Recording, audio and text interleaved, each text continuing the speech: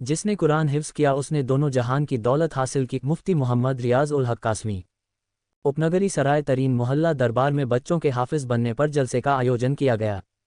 हिफ्ज़ करने वाले 19 साल के मोहम्मद आतिफ को कुरान का हिफ्ज़ कुरान बिना देखे सुनाते देख सभी दंग रह गए।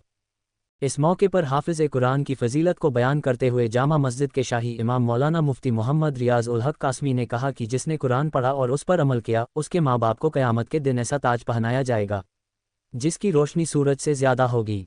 हुजूर नबी सल्लल्लाहु अलैहि वसल्लम ने फरमाया कि हम में बेहतर वह है जो कुरान सीखे और सिखाए।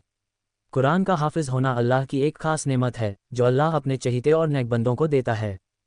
मुसलमान को कुरान की अहमियत को समझना चाहिए। कुरान अल्लाह की किताब है जिस पर अमल करते हुए ज़िंदगी को जीने पर अल्लाह जन्नत देगा।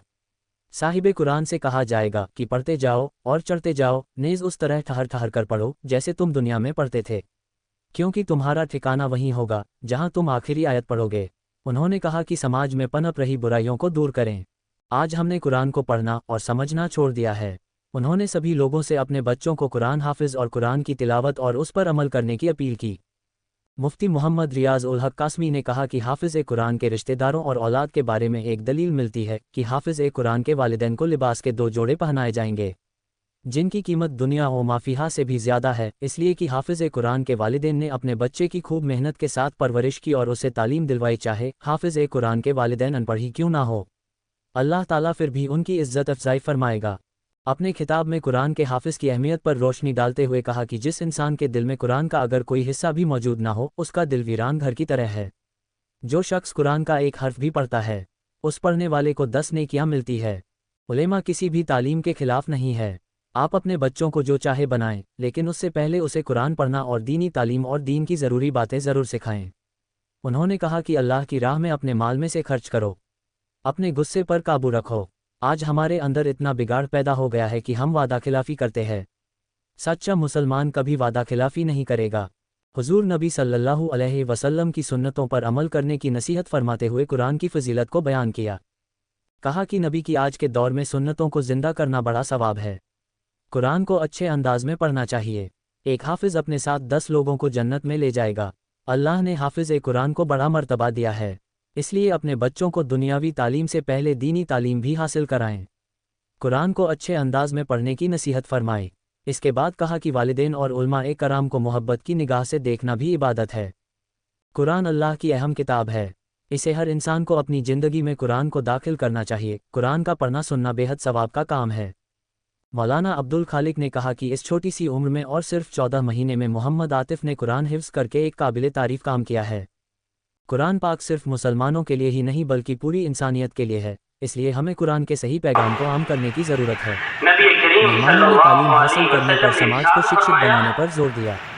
इस मौके पर अपने बयान में अब्दुल खालिक ने कहा कि कुरान शरीफ दुनिया की एक ऐसी किताब है जो सीधे रास्ते की तरफ लोगों को बुलाती है और इंसानियत की खिदमत की दावत देती है। हाफिज़ बनने के बाद एक बार में पूरा कुरान सुनाना अपने आप में बड़ी बात है। ये मोहम्मद आतिफ की लगन का ही नतीजा है। इस मौके पर बताया कि मोहल्ला पेट इतवार के रहने वाले मोहम्मद असलम के 19 साल के मोहम्मद आतिफ ने कुरान का हिफ्ज़ करके दोनों जहान की दौलत हासिल कर ली है। कार्यक्रम में बच्चों ने नाते पाक भी पेश की। आखिर में मुफ्ती मोहम्मद रियाज उल हक कासमी ने मुल्क में चैन सुकून व तरक्की के लिए दुआ कराई।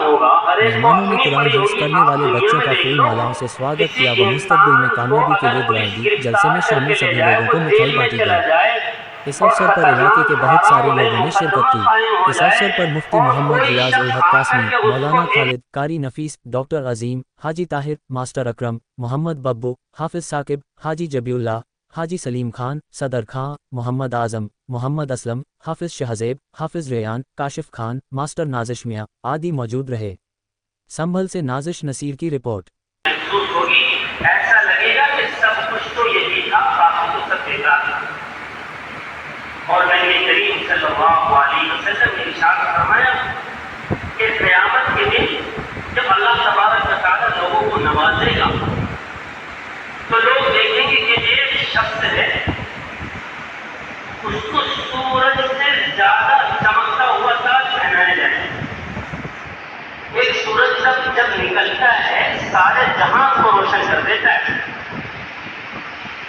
तो जब वो पहनाया जाएगा तो लोग आपस में मालूम करेंगे कि भाई ये तो कोई ایسا کوئی زیادہ عبادت بھی نہیں کرتا تھا، کوئی خاص عبادت بھی نہیں کرتا تھا، عبادت کے نظام پیدا کرنا۔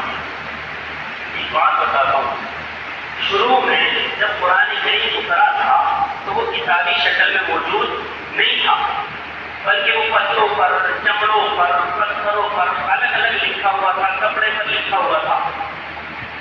لیکن جب ایک موقع پر 70 حفاظ شہید ہو گئے اور جنگ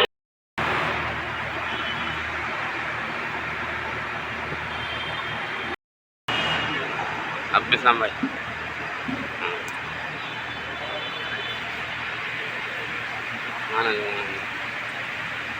ارے اچھا حضرت کے بھی ہیں۔